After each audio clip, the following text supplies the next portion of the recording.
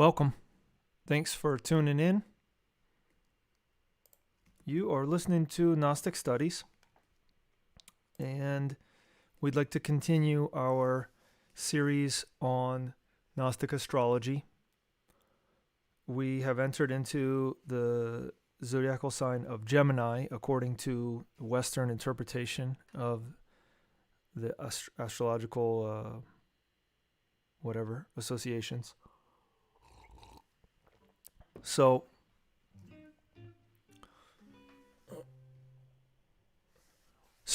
we're going to get ready.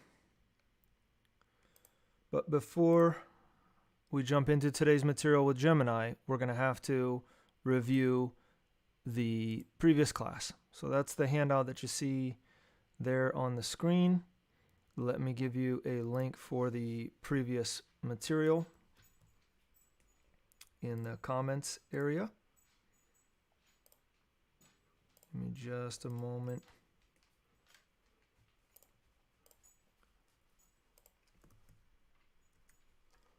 There we go.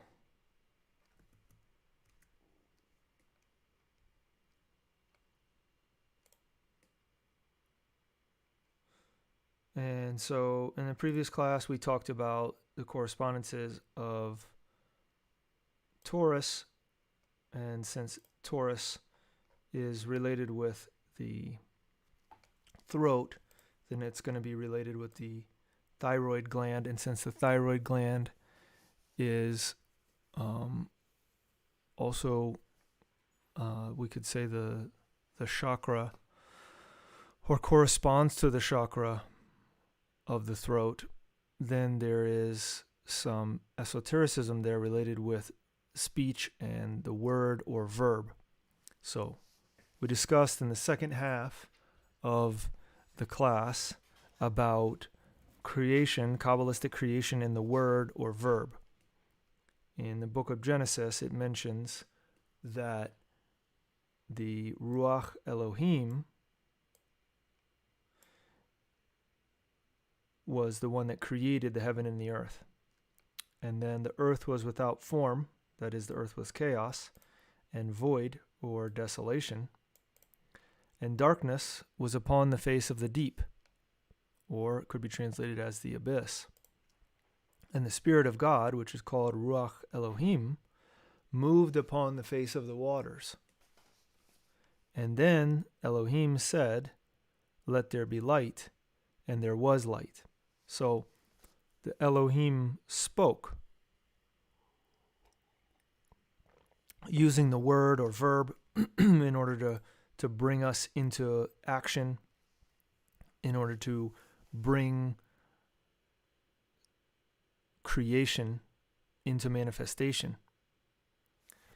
But if we look at this term, Ruach Elohim, which is translated as the Spirit of God, what we find is that it's composed of two words, right? Ruach and Elohim. Ruach means many different things, including air, breath, spirit, wind, which is why it can be translated as spirit. And then Elohim is, it's translated as God, which is singular, but it really ought to be translated as God and Goddess, since it's a feminine noun with a masculine plural termination. And this is quoted from Dion Fortune in her book, Mystical Kabbalah. She talks about this. So it really means it's a male and female thing that's plural, and it's a divinity because it has El with it. Right? So it's a male and female divinity, God and Goddess. So it's interesting to understand what this means. And as Dion Fortune says, it's probably not by accident that they chose this spelling, this word, because clearly there's something there. And of course, that's what we want to understand, the speech of the divine male-female divinities working in order to create using the divine word or verb, which is related with the throat, related with Taurus. In Gnosis, we talk about the creation and the law of three. The law of three is related with three primary forces. So we talked about that. We also talk about it in a class called Gnostic Chemistry Cosmology, sometimes called Introduction to Gnostic Kabbalah. If you're interested in that, you can leave a comment and we'll give you the link to it. But the law of three means that there's not just man and woman, but there's the attraction between them. There needs to be an attraction between them. And it's going to be related to the top of the tree of life, the first three Sephiroth. So we talked about this and how the divine couple is the one who creates in the beginning. And we're going to talk more about that as we study it more.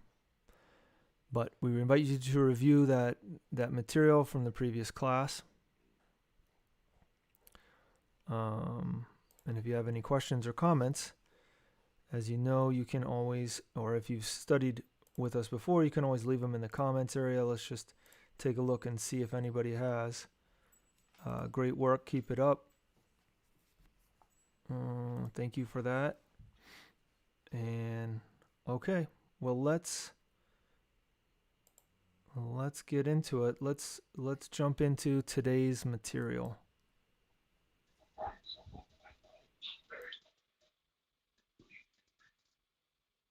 Gemini 1.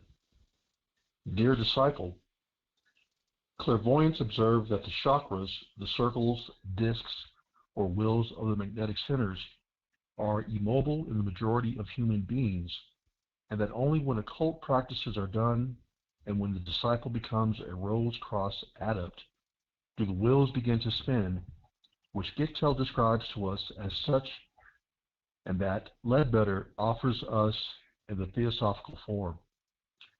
Gictel sees these wheels as different kinds of roses and lotus flowers and notes that they correspond to and are derived from our own glands. It was no more than 20 years ago that we knew one more extension of the importance of the endocrine glands. Johann Georg Gictel was a German mystic, religious leader, and disciple of Jakob Bohm. His correspondence with his disciple Gottfried Arnold was published without Gictel's knowledge, beginning in 1701. It has been frequently reprinted under the title Theosophia Practica. Images from the book with the circles Huiracocha mentions are below. Charles Webster Ledbetter was a member of the Theosophical Society, a 33-degree Mason, and an author on occult subjects. An image from his book, The Chakras, 1927, is below.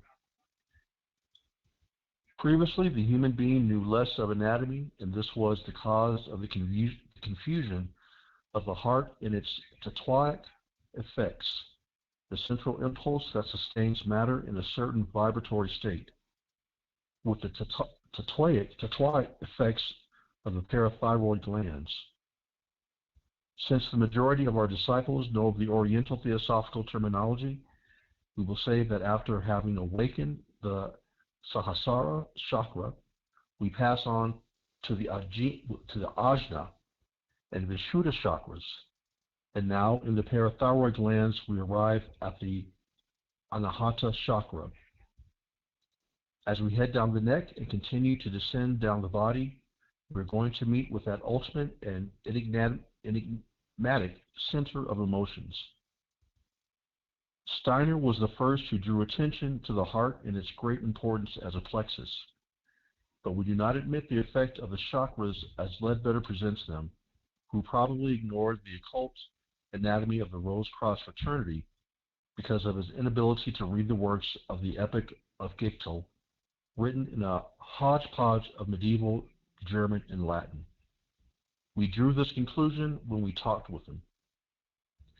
The heart is not a pump, as it has been described, but it is a body moved by the sanguineous impulse, and we shall see its occult role later. Today we continue with our overview of the occult magnetic centers, which are intimately related to the glands of internal secretion. Even if it is sensible to make amends with Ledbetter, but we know that many of the occult practices of the esoteric section of the Theosophical Society are wrongly specified and are even harmful. In order for the disciple to comprehend the importance of the parathyroid glands, we need to necessarily transfer ourselves over to the field of pathology and study something of a disease that is deeply related to these glands. Knowing then the diseased aspect, we can more easily comprehend the need for a healthy body and the action exercised by the glands.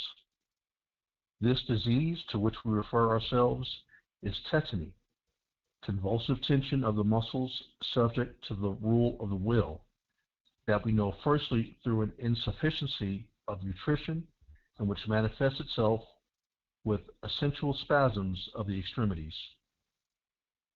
These patients suffer from a type of cramps or regular convulsive movements, either in the eyelids, in the hands, in the face, in the belly, or in the extremities.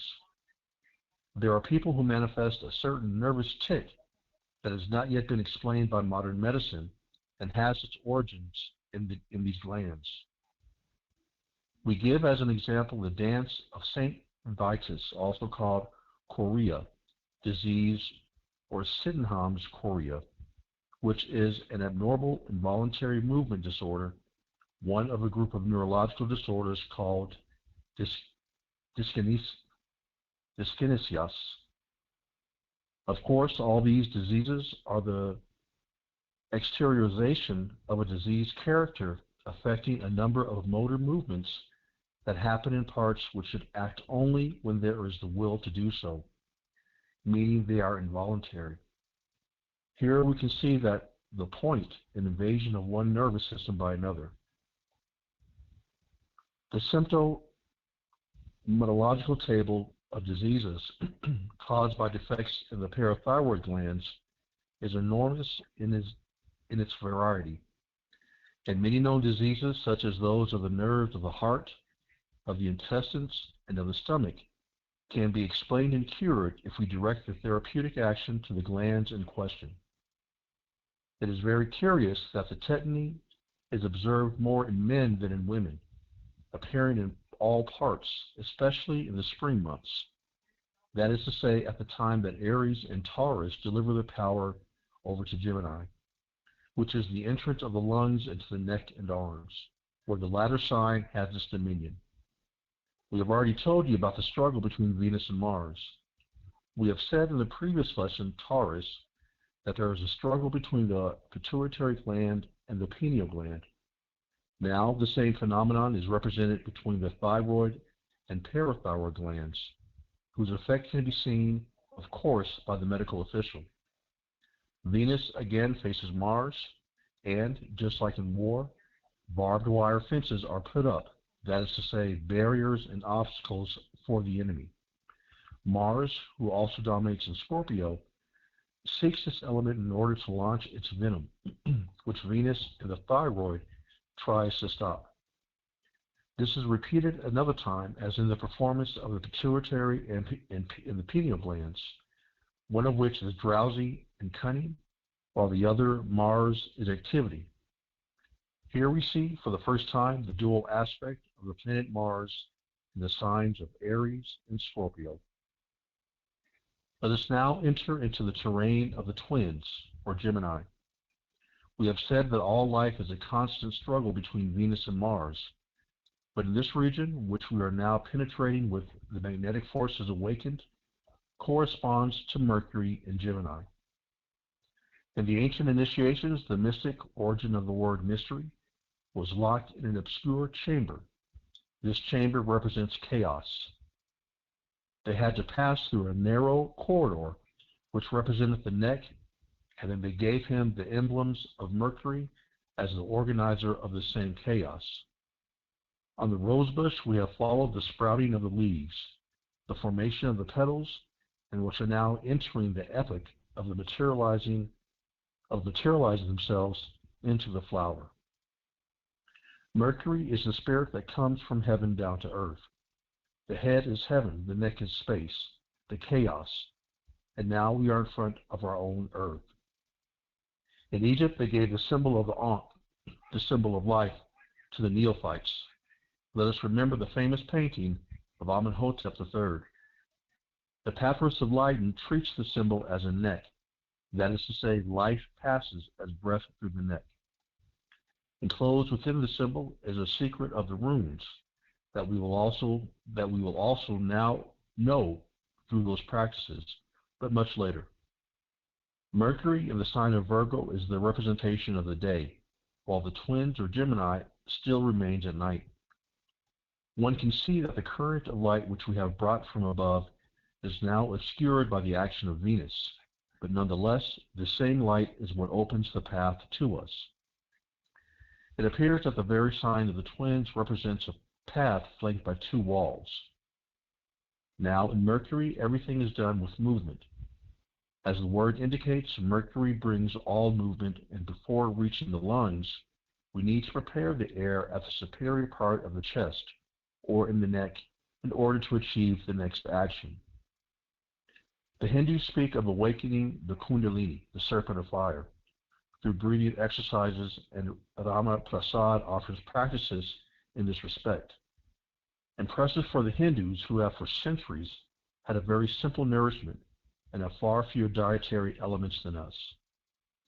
These same elements, if we do these same practices, are closing the doors of the Brahma Randara. And we need to start with softer and lighter exercises for the Ida and Pingala, the two positive and negative columns that link the Kundalini. The darkness that we have mentioned is what produces dreams. That is to say, it produces the transition from the visual state to the state of sleep, and from the state of sleep to the visual state. The disciples should take note during these practices in the period of Gemini of their own dreams. All dreams have their symbolic value, and the masters observe the disciple while he or she is going through them. Generally, we dream of what we have been thinking about very intensely before we go to sleep, and this is the cause of why, during this practice, the disciple should fall asleep after having concentrated on something that relates to our studies. That is to say, of an eagerness, for example, to see our temple, to think of a master, or perhaps of a tree, the tree of life. In short, any concentration or exercise of the imagination, making the 5 respirations through the nose, opening the arms and the legs, then expelling the air through your mouth while closing the legs and arms. These practices can be done in bed or sitting comfortably. It is also very effective to meditate on the phenomenon of birth, because let's remember that now something is going to be born within us. Thank you. So you can see that he's building off of the information that we studied in the lesson of Taurus, which is building off of the information that we studied in the lesson of Aries. And so if you want, you can go back and reread that material. But the important thing is to understand that all of these things are interconnected. As we mentioned, the zodiacal signs correspond to different parts of the body. He talked about the head, which is related with Aries, the throat with Taurus, and now we're entering Gemini, which is related with, as he said, the entry of the air passing through the lower part of the neck and the upper part of the chest, and specifically the lungs.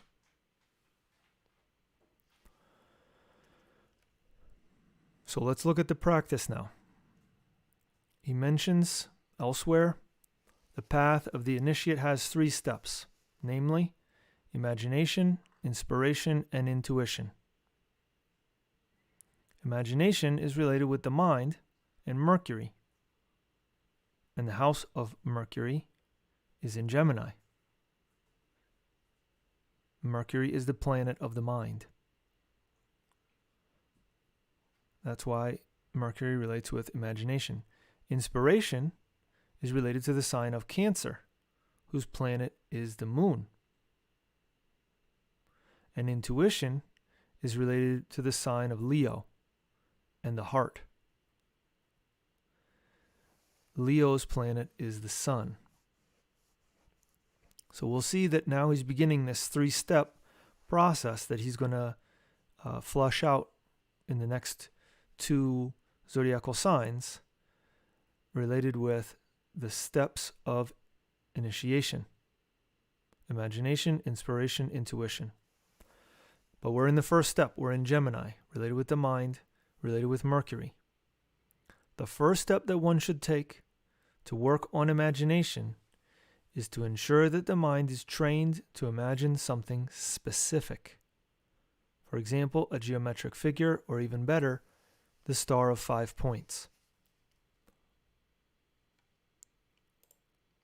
So let's see if you guys have any questions or comments before we keep going here. Doesn't look like there are any. If you do, as always, feel free to leave them in the comments area. So we understand that the concept imagination that we have, if we haven't studied esotericism before, is like a daydreaming or fantasizing about something.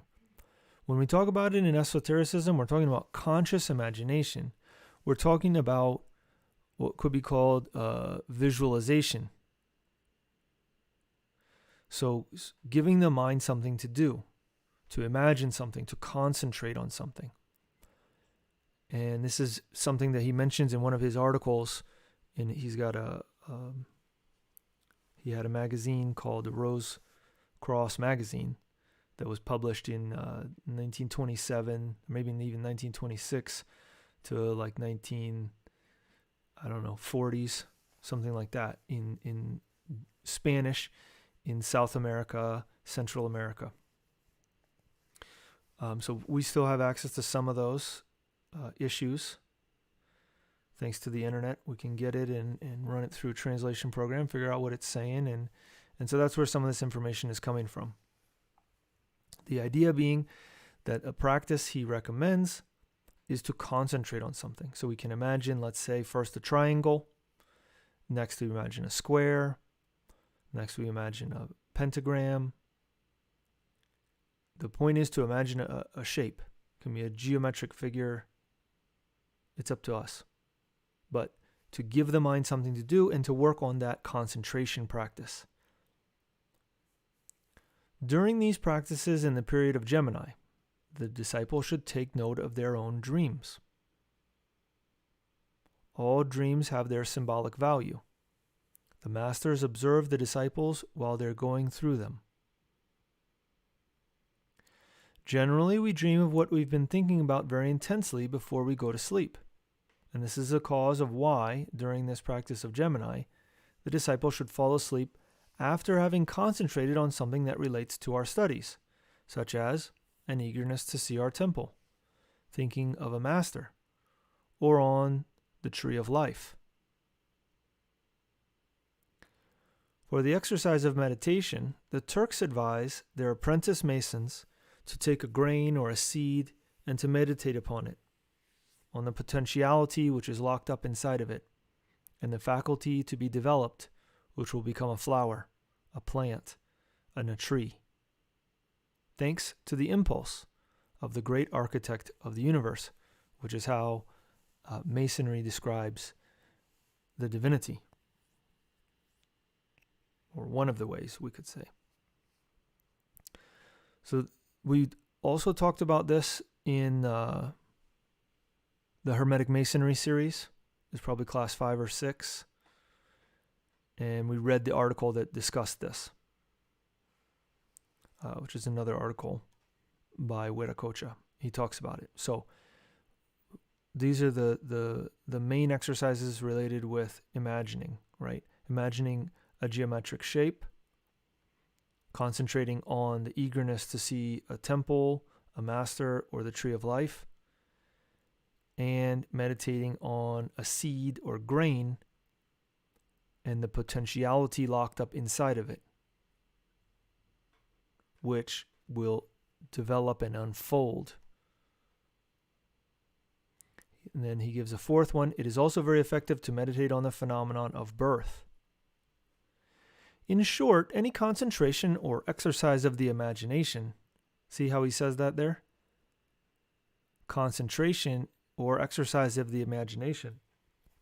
Making the 5 respirations through the nose, opening the arms and the legs, and then expelling the air through your mouth while closing the legs and arms. These practices can be done in bed or sitting comfortably. Okay, let's explain this. If you've ever seen somebody make a snow angel, or if you know what that is, it's just if you lay down on the ground and put your arms out to the sides so that you make a cross with your arms and you put your feet together, so your feet are in a straight line, or I should say your legs are in a straight line, and your arms are out, and then you were to move your arms down and move your legs out to open them, so the arms go down and the legs go to the right and the left towards each other, we could say. They go towards each other. That's how you make a snow angel. In this practice, it's similar movements, but just slightly different. So the arms go, the arms and legs go out at the same time. So the legs would be the same as in a snow angel, and the arms would go up. So you're doing that. So then when you expel the air through the mouth, then the legs come down and the arms come down. So you're kind of like laying, or if you're sitting in the chair, you've got your arms by your sides, your feet together.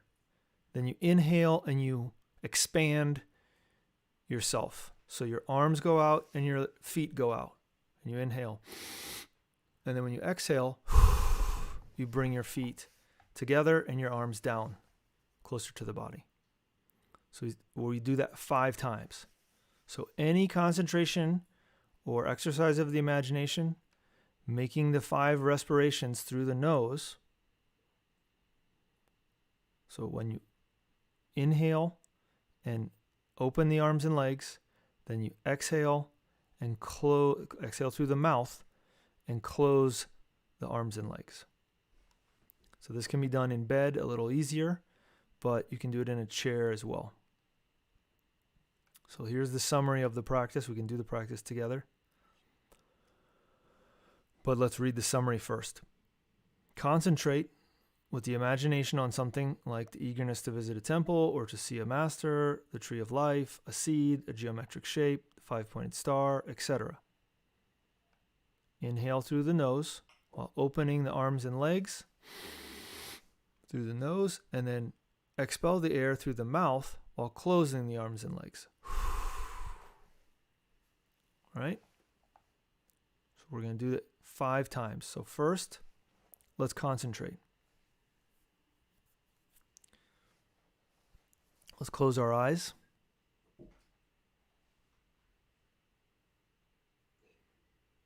And we can visualize a triangle.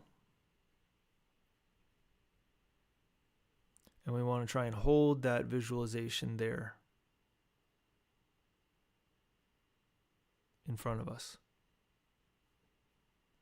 in our mind's eye, so to speak. And while we're holding that,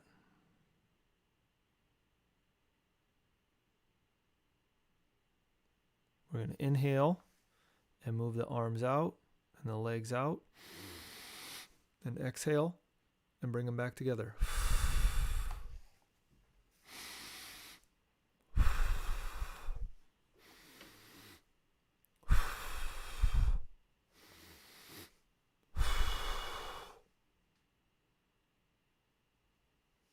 I want to do it 5 times. So he's saying to do it before you fall asleep also, but we're practicing now. Then you lay down and return to the concentration on the triangle in our case, but whatever you want to concentrate on. and then fall asleep concentrating on it. When you awaken, try to remember your dreams. And one of the things that can help us is to mentally pronounce the mantra Raum Gaum without moving. That can help us remember our dreams. So it's a very simple practice. 5 reps of just opening and closing the legs.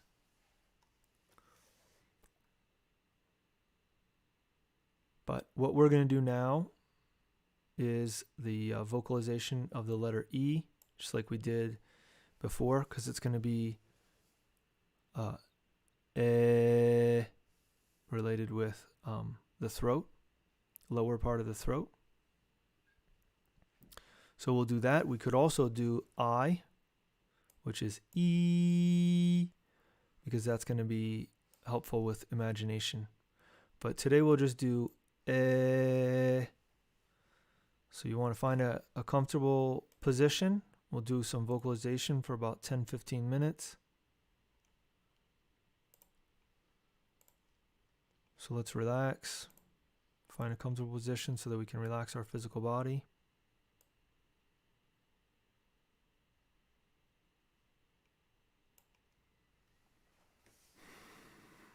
Take a couple deep breaths.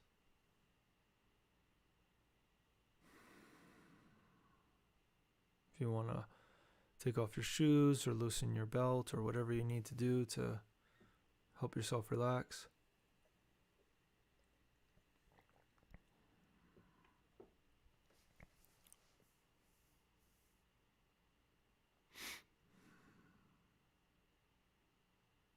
Let's visualize a triangle.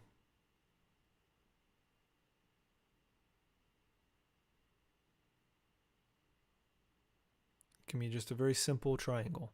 It doesn't have to be anything complex, but we want to try and hold that visualization, giving the mind a task.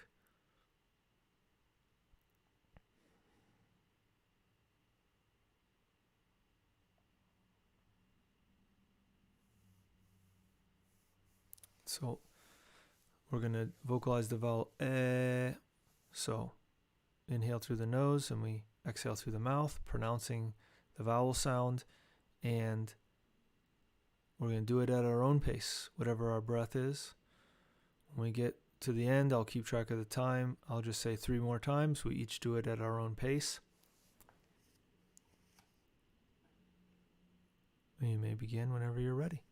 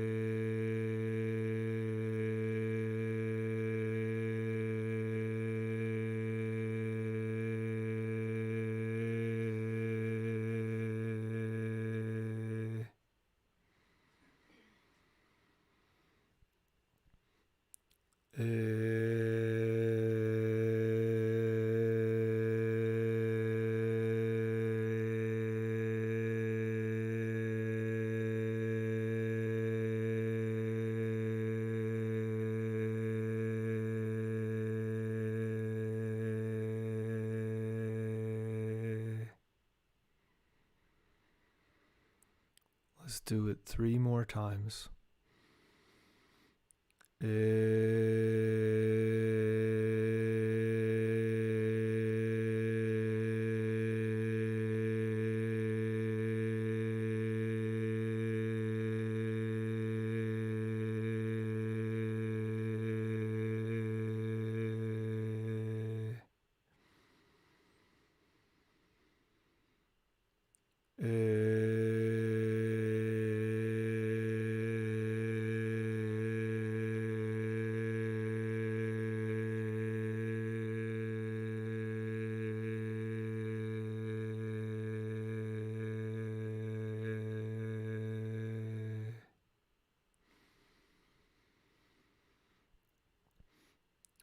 And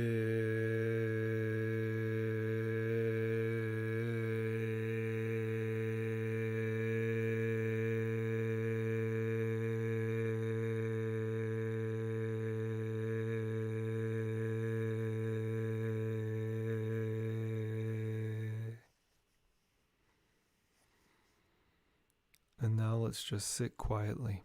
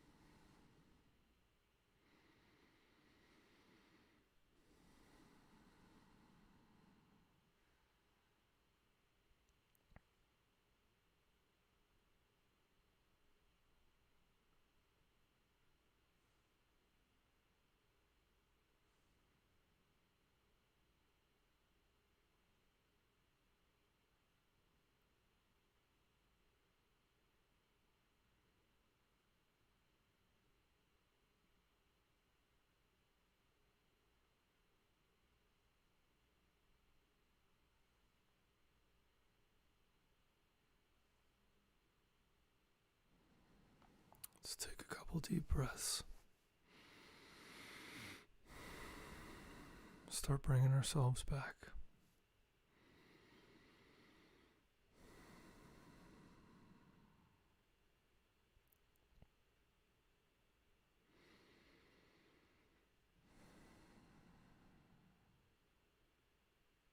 Whenever we feel ready,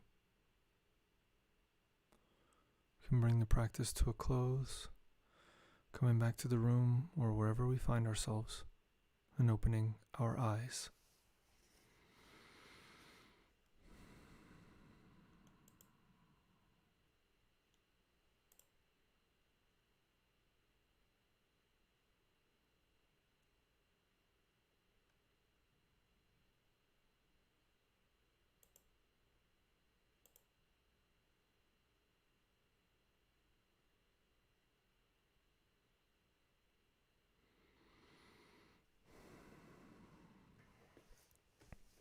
Well, we want to thank you for your participation.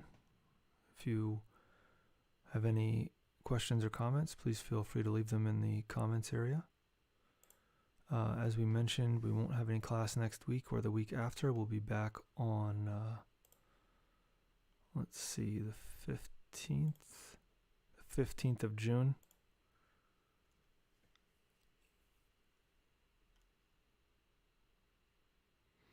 So we won't have any classes until then. But we encourage you to do this practice of Gemini, the opening and closing of the legs, and the concentration before falling asleep. See if there's anything that's beneficial about it, if you get anything from it. But other than that, it doesn't look like there's any additional questions or comment. Well, somebody says, thank you. And another person says, thank you. So, well, we thank you guys for your help. Joining with us in the practice. Hanging in there. So, but with that, we're gonna end it. So thank you very much again for your attention, and we want to wish you the best in your esoteric work.